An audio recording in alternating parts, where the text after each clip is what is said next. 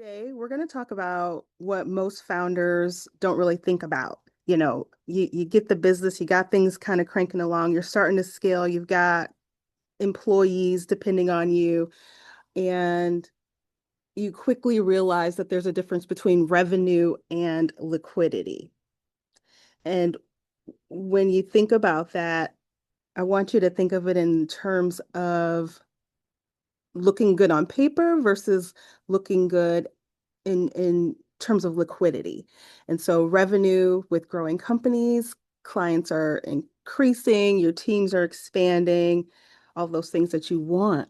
And so what does that mean? It means that the revenue is your revenue is not your actual cash position. Liquidity, not revenue. That's really the momentum here. This is what protects your interests. Now, working with growth stage companies, navigating payroll pressures, expansions, timing gaps, and patterns that I'm seeing a lot of are all due to a lack of the liquidity. It's not necessarily the revenue, it's the liquidity. So they stall. They typically will stall because truthfully, timing will crush any business if you're not prepared. And I'll talk in a little bit about some of the statistics or some of the data points, but let's make sure that we understand the difference. Let's make sure that's clear.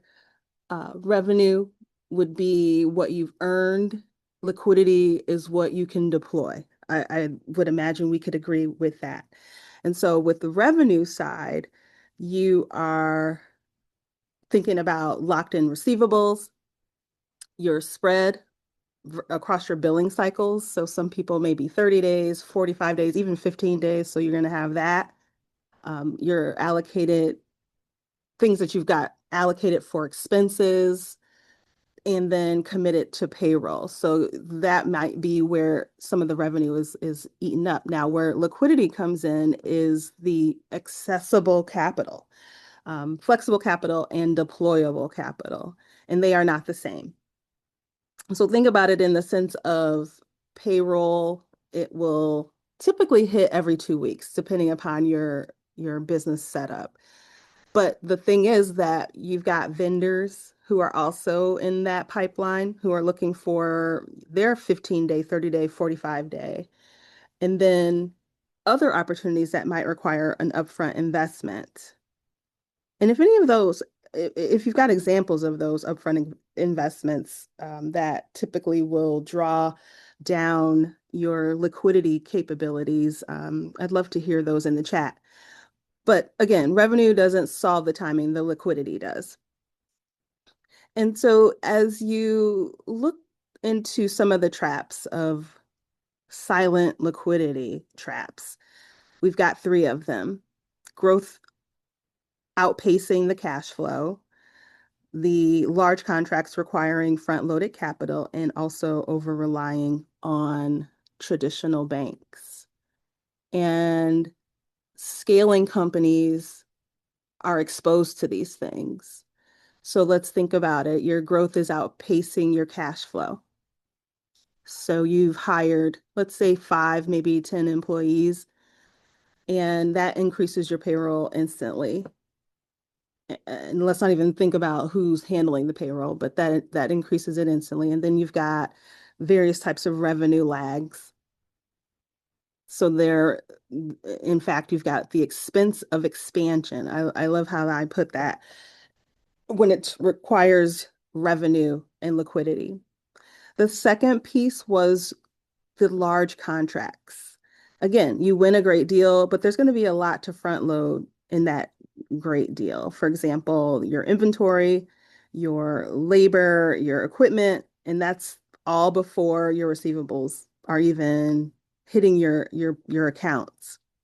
And so with those larger contracts requiring that front loading of the capital, you'll quickly eat into your liquidity, but it's not an immediate ROI. It's not an immediate return on those investments. And so that's been something that's been striking. And then third would be the over-reliance on traditional banks.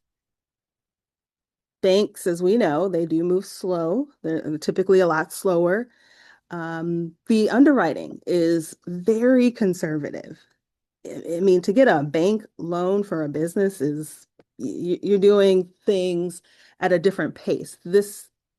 A lot of the needs that small businesses have are not um, large capital investments per se. They are typically for lack of a better term, gap funding to allow them to make payroll or to allow them to engage in some type of front-loaded um, capital project.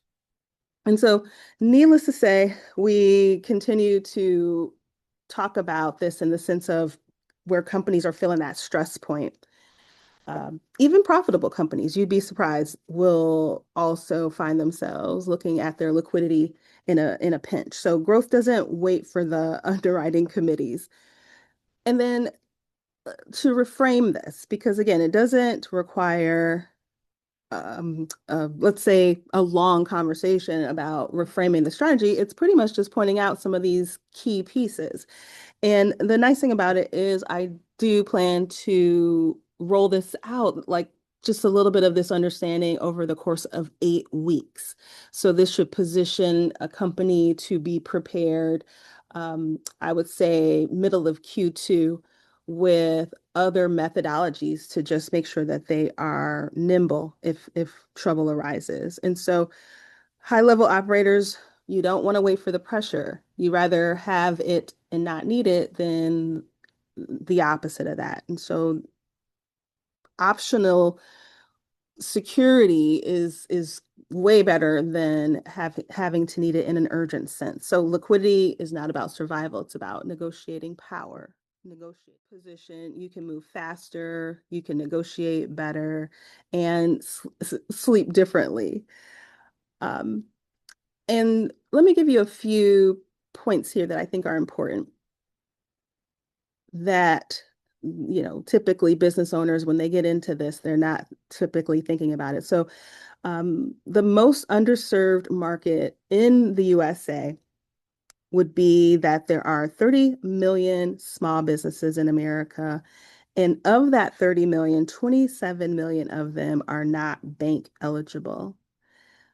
So that means even if you wanted to go to the bank and get something as far as a loan for your business, typically you would have to be in the top 95, or I should say in the top 5% of businesses. And then statistically, we know some of the business statistics, first year, second year, 10 years, at the number of businesses that typically will fail. Now, when we talk about capital, the term I want to introduce is alternative capital. We could call it alt capital. And it's a large industry and oftentimes underrepresented. Most people aren't thinking about it. And so especially businesses aren't aware that this even exists. Let's look at some of the facts. In 2024, alternative capital was up 11%, and that's in the 280 billions. Okay, so people are definitely looking to utilize alternative capital. That's expected to grow by 2028 to the tune of about 378 billion. And the businesses that are utilizing this are just finding themselves way more nimble. So no one lender, and this is why I think this is especially important, is that no one lender is best for every business.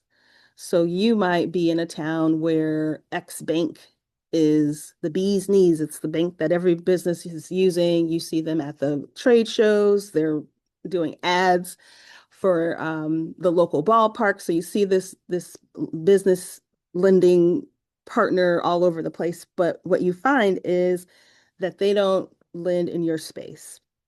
And so no one lender being best for everyone means if you can get access to a lot of lenders in one fell swoop, it's even better. And so this isn't a one size fit all. So you've got to consider industry type. You've got to consider your monthly sales amount, your time in business, your scores, if that even becomes a thing for you to have in mind. And so we launched the Bank Breezy funding platform. It's one application, and you do get a chance to tap in with all of the top funders, and you can find out what your best offer is very, very quickly. Um, it's definitely going to be nuanced. It's going to be based on your business, how long you've been in business, how your revenue stream is over the last 2 years to 4 months, give or take, depending upon your goals.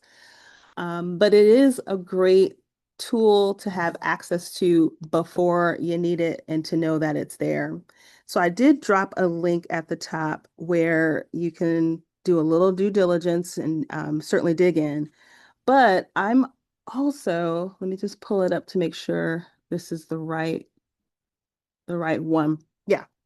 And so um, when we talk about smarter moves, evaluating your capital posture, when you don't urgently need it, that's when you have the leverage. That's when you have the ability to be nimble. And so I provided the link there, but if anyone wants a brief capital readiness review, and I mean, this would be 15 minutes or less because there's only three metrics that I'm looking for.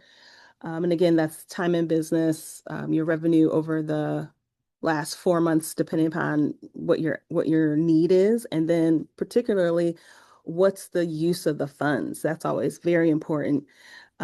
We don't want to do anything that's going to put you in a position where it's a what's the term I use? Where you're speculating. So there's no like speculative investing type of thing going on.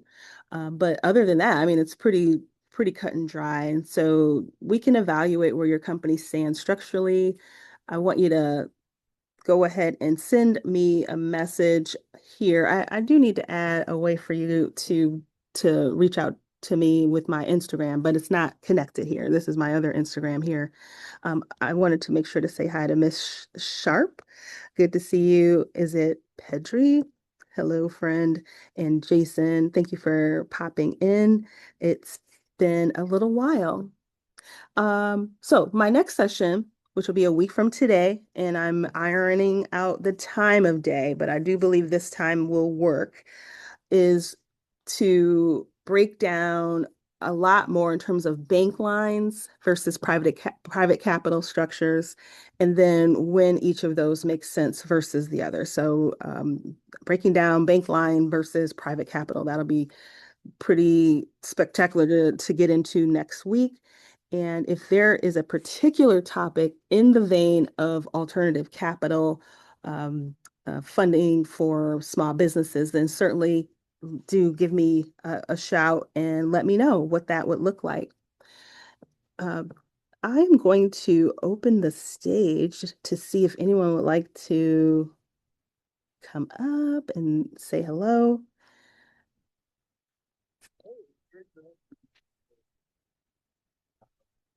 I I I like when people ask questions when I teach, so they're paying attention. Also, it'll help because